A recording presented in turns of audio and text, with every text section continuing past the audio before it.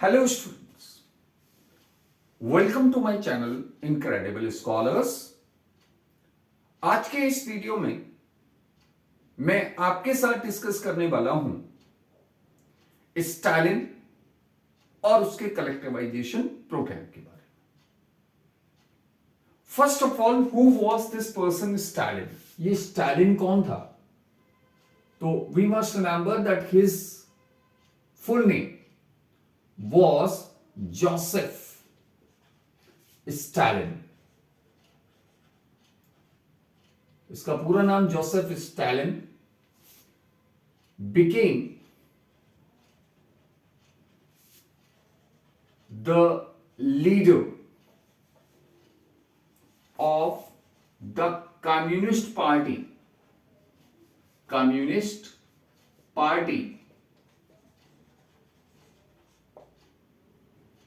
after the death of Lenin. Vladimir Lenin की death के बाद रशिया के अंदर जो कम्युनिस्ट पार्टी थी उसको उसने टेक ओवर किया and he became the leader of the communist party. During the years of planning, what do we find? There was a shortage of food grains, shortage of food grains. Stalin introduced some firm measures, some emergency measures to ensure the supply of food grains। उसने जो है इस समय food grains की supply को ensure करने के लिए इमरजेंसी मेजर्स लिए। He had forced the farmers in the countryside to bring their produce and sell। अपने हार्वेस्ट को वो शहरों में लेकर आए और वहां पर वो बेचे। Even then, the situation could not be controlled। Stalin का यह मानना था, Stalin believed that the rich peasants and kulaks, rich peasants जिनको कोलैक्स बोला जाता था, कोलैक्स and traders in the countryside were responsible for this shortage।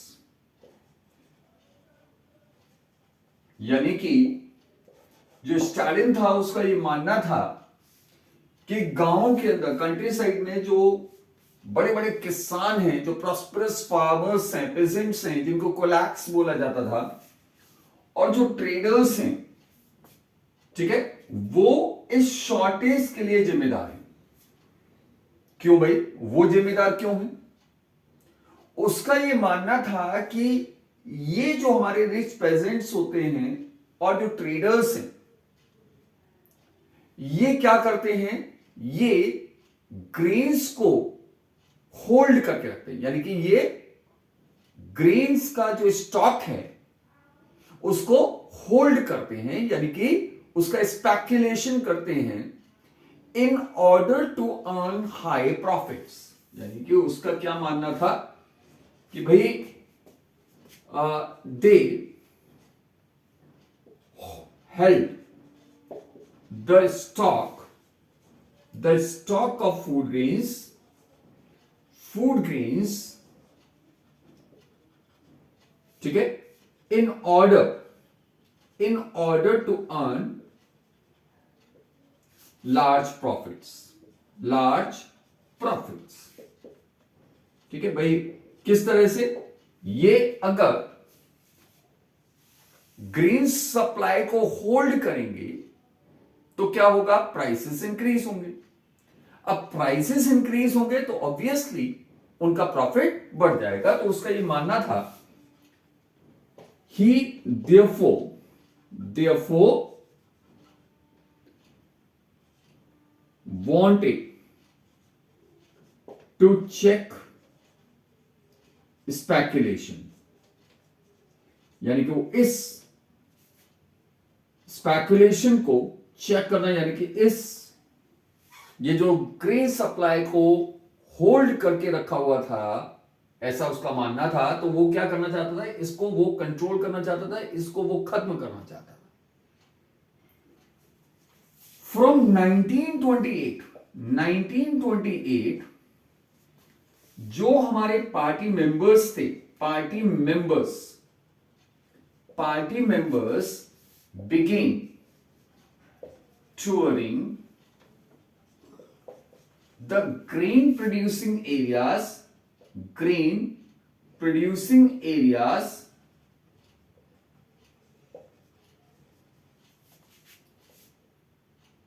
किस लिए भाई? वो वहां पर क्या कर रहे थे? एक पार्टी के जो मेंबर्स थे 1928 से, ये पार्टी के मेंबर्स ने क्या करना शुरू कर दिया? वो ग्रेन प्रोड्यूसिंग एरियाज को में जाने लगे। क्यों? To supervise the forced collection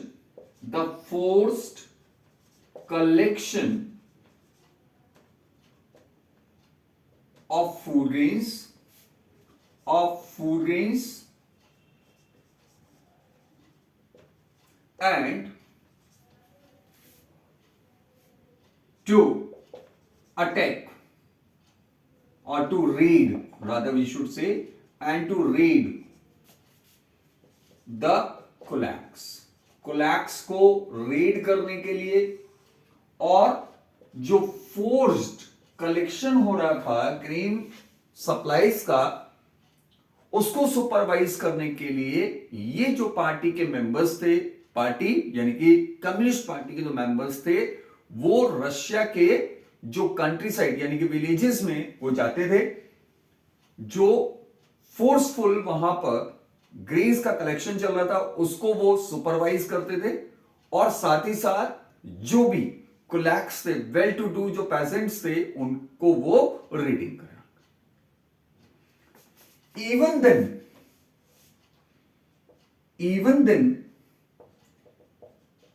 then the supplies of food grains did not increase, और इसका सबसे बड़ा रीजन क्या था? Shortage of production, that means the less production. ये सबसे बड़ा रीजन था कि भाई वहां पर हमारा जो प्रोडक्शन था वो कम था, less production.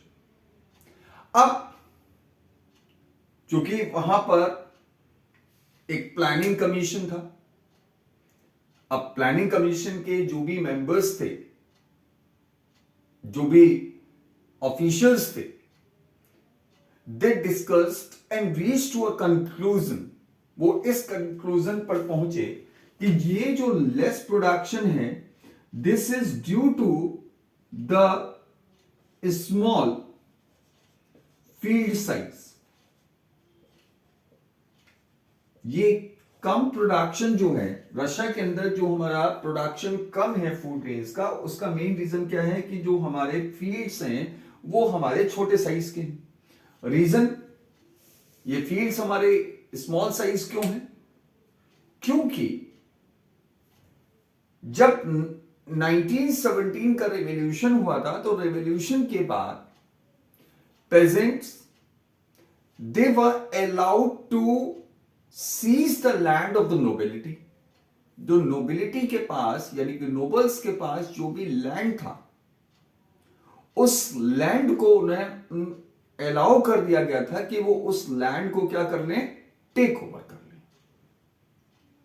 This was the reason कि हमारे ज्यादातर जो किसान थे वहां पर they were having very small pieces of land, और उस लैंड पर मशीनरी का यानी कि फार्म मशीनरी का बहुत ज्यादा यूज नहीं हो सकता था। तो यहां पर अब उनको लगा, उन्होंने महसूस किया, अब उनकी क्या ओपिनियन थी भाई, अब वो ये सोचने लगे कि अगर हमको एग्रीकल्चर प्रोडक्शन को इंक्रीज करना है, अगर हमें फूड ग्रेन्स के प्रोडक्शन को इंक्रीज करना है, तो हमें क्या करना पड़ेगा, first of all take over the lands from the peasants. Peasants से हमको क्या करनी पड़ेगी, लैंड्स को छीनना पड़ेगा। Take over the lands from peasants. Peasants से लैंड को टेक ओवर करो, पहली चीज। दूसरा, elimination of kulaks, elimination of kulaks. Kulaks यानी कि वेल टू डू फार्मर्स, जो रिच फार्मर्स हैं, जो बड़े बड़े फार्मर्स हैं, उनको एलिमिनेट करना पड़ेगा। और तीसरी चीज, वहां पर क्या करना पड़ेगा, state owned big farms run on industrial lines.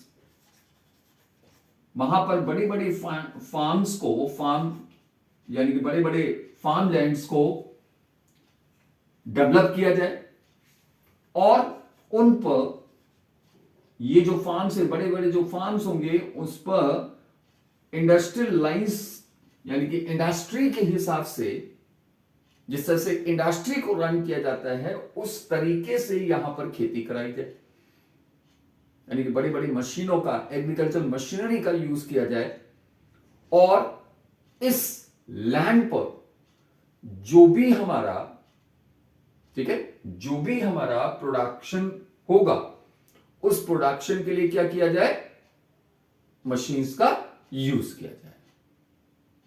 ठीक, so what was the outcome of that, the collectivisation programme. ठीक,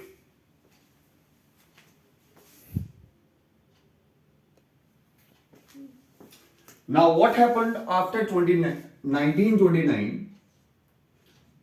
all land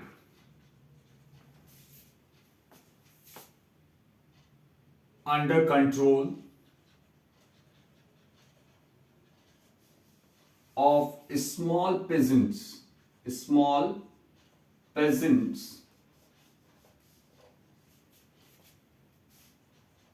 were taken over by the state, taken over by the government or by the state. Government ने क्या किया, जितने भी हमारे छोटे छोटे फार्मर्स थे, पेजेंट्स थे, उनके जमीनों को टेक ओवर कर लिया। ठीक है, और वहां पर state owned collective farms, state owned collective farms, जिनको कोलखोज बोला जाता था, कोलखोज was set up.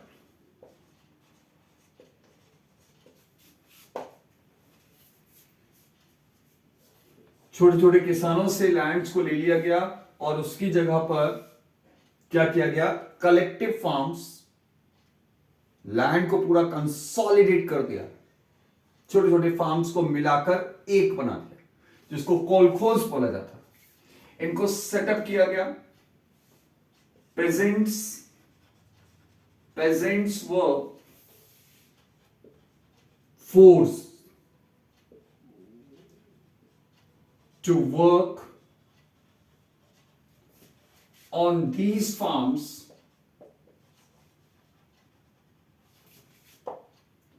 kolkhoz profit was shared among the peasants.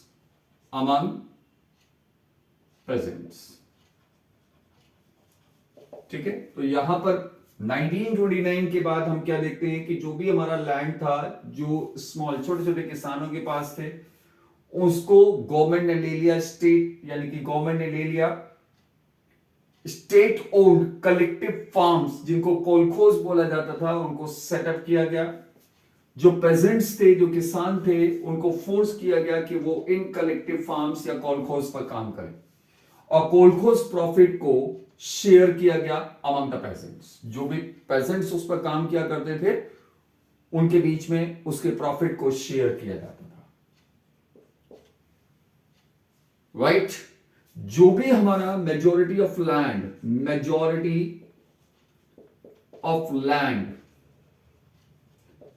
and farm equipments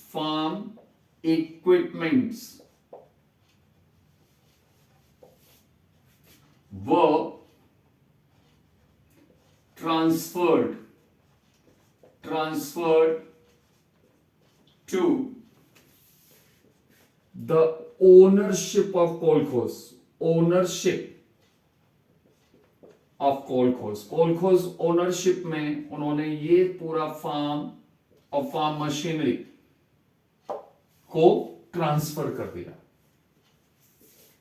ठीक है, यानी कि जो भी लैंड होता था, वो लैंड अब जो है वो collectively owned by all the farmers,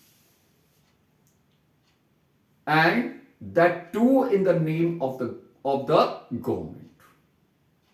और उसके जो भी इक्विपमेंट्स थे, वो भी हमारे किसी एक फार्मर के ना होकर वो सभी के होते थे। Collective ownership of land and equipments. There were some peasants resisted collectivization.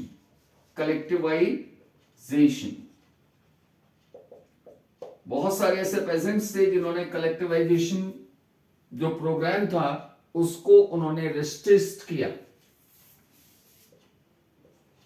They killed their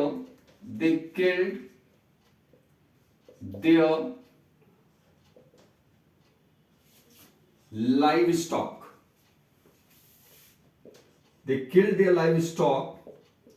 In large numbers.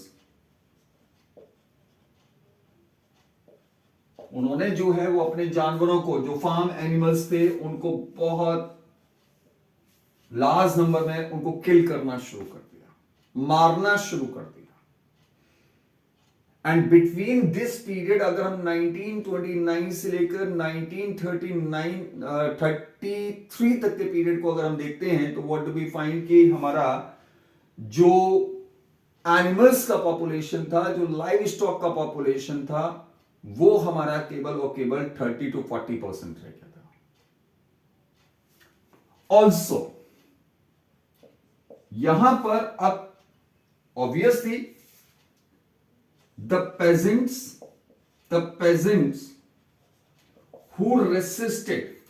who resisted were unsympathetically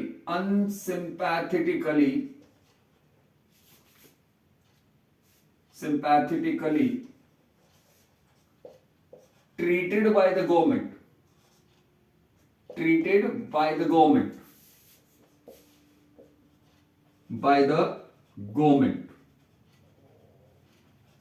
बहुत सारे ऐसे पेजेंट्स को एक्साइल कर दिया गया, डिपोर्ट कर दिया गया, a large number of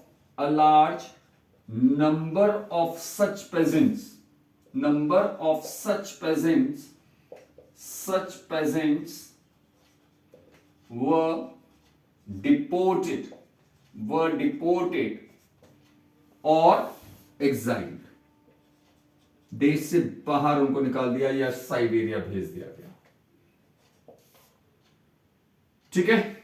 under such a condition जो हमारे पेजेंट्स थे, दे बिगेन टू से, उन्होंने इस बात का आर्ग्यूमेंट करना शुरू किया कि भाई हम जो है वो सोशलिज्म के खिलाफ नहीं है, हम बोल्शेविक्स के खिलाफ नहीं है। We were resisting the collectivisation programme. Why? Because we were poor. उन्होंने ये कहना शुरू कर दिया कि भाई हम जो है वो गरीब हैं, और हम जो है बहुत सारे ऐसे रीजंस हैं, हमारे पर्सनल अपने रीजंस हैं, जिसकी वजह से हम कलेक्टिवाइजेशन प्रोग्राम को सपोर्ट नहीं कर रहे हैं। later the government allowed individual cultivation, but such farmers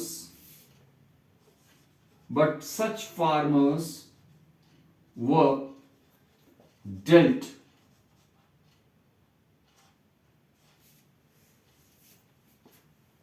unsympathetically.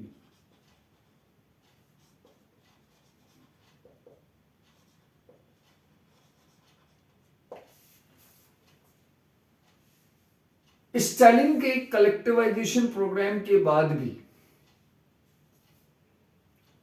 Russian cities के अंदर जो फूड शॉर्टेज की जो प्रॉब्लम थी वो सॉल्व नहीं हुई।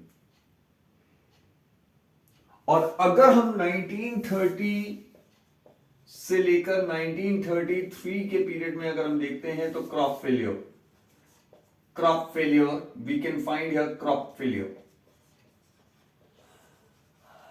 और इस बीच में हमारा worst famine that led to the death of about 4 million people। ये रशियन हिस्ट्री के वर्स्ट famines में से एक था, जिसमें हमारे करीब 4 मिलियन यानी कि 40 लाख लोगों की डेथ हुई, just because of shortage of food things. Stalin की पार्टी के अंदर यानी कि कम्युनिस्ट पार्टी के अंदर बहुत सारे ऐसे लीडर्स थे, those who were criticizing the government's policies and the programs related to industrialization, the economic planning, as well as they were critical of the collectivization program। बहुत सारे लीडर्स स्टालिन की party के अंदर, कम्युनिस्ट पार्टी के अंदर, जो Stalin की policy से बहुत ज्यादा नाराज थे। वो इकोनॉमिक पॉलिसी, जो भी पॉलिसीज वहां पर इंट्रोड्यूस किया गया था, जो प्लान्ड इकोनॉमी थी, उसकी कमियों को वो क्रिटिसाइज कर रहे थे, कलेक्टिवाइजेशन प्रोग्राम को वो क्रिटिसाइज कर रहे थे। ऐसे सभी लीडर्स को स्टालिन और जो उनके सपोर्टर्स थे, उन्होंने ऐसे लीडर्स पर यह आरोप लगाकर कि वो सोशलिज्म के खिलाफ हैं, ऐसे सभी लीडर्स को जेल में डाल दिया गया और उनको सीवियरली टॉर्चर किया गया। Many of them were made to make false confessions। बहुत सारे ऐसे भी थे उसमें से जो इनोसेंट थे, लेकिन उनसे जबरदस्ती ये कन्फेशन कराया गया कि वो सोशलिज्म के खिलाफ है और ऐसे बहुत सारे लोगों को एग्जीक्यूट कर दिया गया, उनको फांसी पर लटका दिया गया या उनको गोली मार दी गई। Nobody knows about them, what have happened about them. So this was how Stalin had tried to deal his political opponents as well. Now, next we are going to discuss about the global influence of the Russian Revolution. कि किस तरह से Russian revolution ने पूरे world को affect किया, उसको influence किया।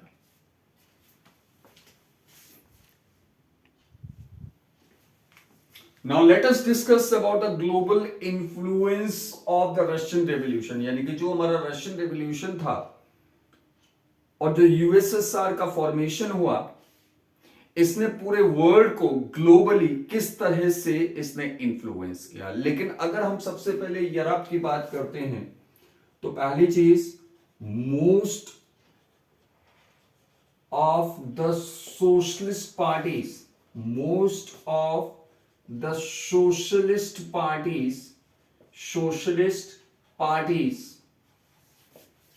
in Europe did not approve the Bolshevik seizure of power in Russia.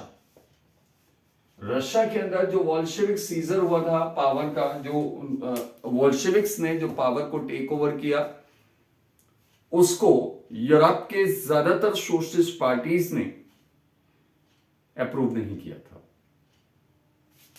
लेकिन most importantly what do we find here, what was that? It caught the imagination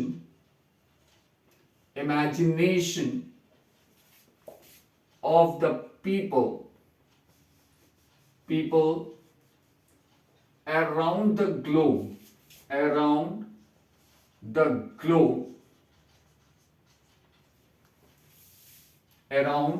the globe for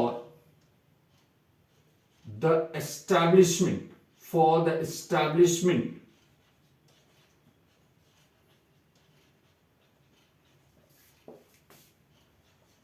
of the workers state।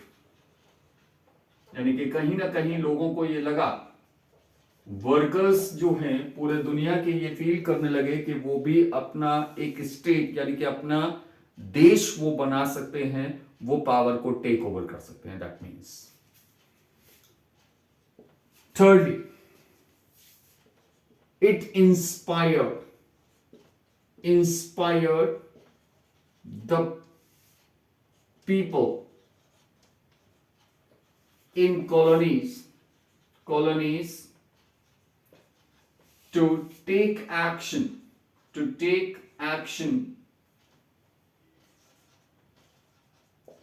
against the colonial governments,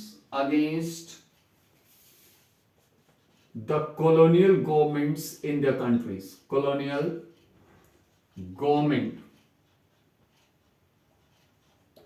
in their countries। अपने देश में जो colonial governments हैं उनके खिलाफ action ले, उनके खिलाफ लड़े, इसके लिए लोगों को इंस्पायर किया। A large number of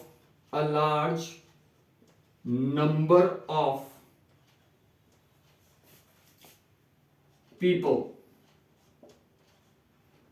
outside the USSR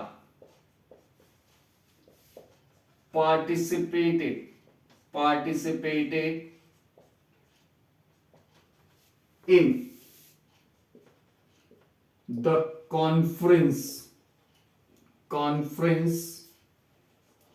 of the people of the East,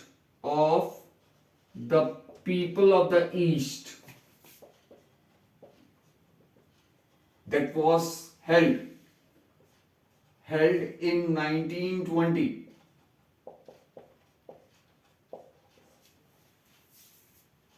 right एक कॉन्फ्रेंस जो है ऑर्गेनाइज किया गया बाय द बोल्शेविक पार्टी, जिसमें बहुत सारे लोगों ने फ्रॉम आउटसाइड द यूएसएसआर इसमें पार्टिसिपेट किया, एंड द बोल्शेविक्स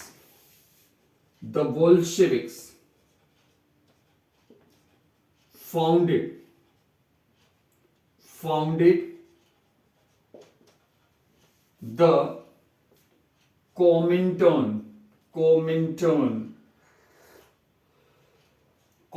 क्या था? an international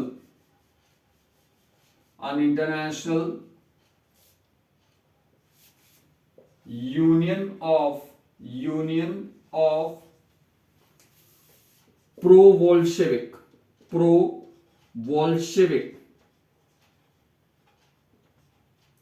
socialist parties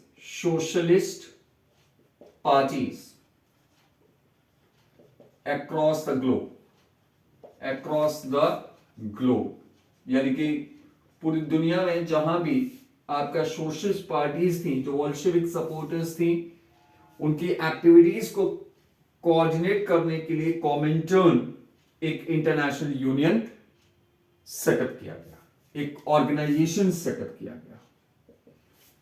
fifthly, Russia, और you can say the USSR made remarkable industrial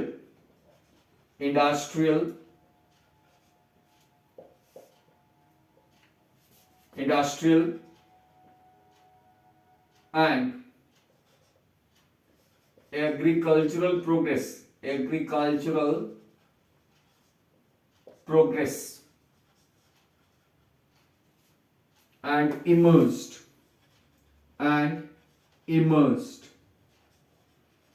as one of the two superpowers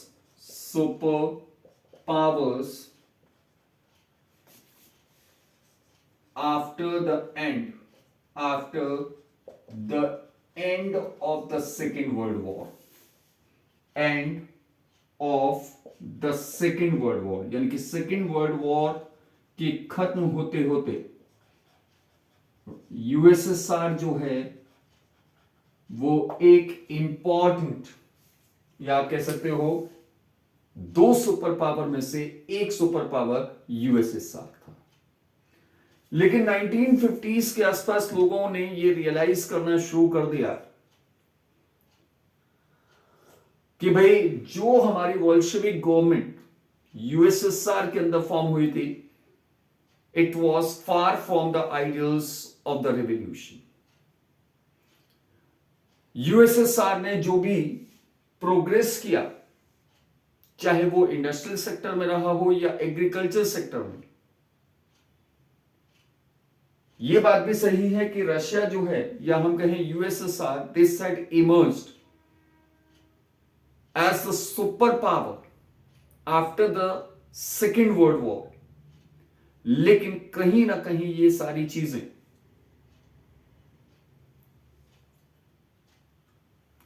develop हुई at the cost of the loss of the fundamental freedoms to the people. लोगों को किसी भी तरह का कोई भी फंडामेंटल फ्रीडम्स नहीं थी। जो भी हायर लेवल ऑफ एग्रीकल्चर या इंडस्ट्रियल डेवलपमेंट यूएसएसआर ने अचीव किया, it was an outcome of their repressive developmental plans. ये सारा का सारा आप कह सकते हो एक तरह से आउटकम था किस चीज का? यूएसएसआर की वोल्शेविक गवर्नमेंट या कम्युनिस्ट गवर्नमेंट की रिप्रेसिव पॉलिसीज का। लेकिन फिर भी हम रशियन रेवोल्यूशन के इस इन्फ्लुएंस को, इस ग्लोबल इन्फ्लुएंस को हम डिनाई नहीं कर सकते दैट सोशलिज्म, और you can say the ideology of socialism was given a global face by this revolution। कहीं ना कहीं इस रेवोल्यूशन ने दुनिया भर की गवर्नमेंट्स को इंस्पायर किया टू मेक द पॉलिसीज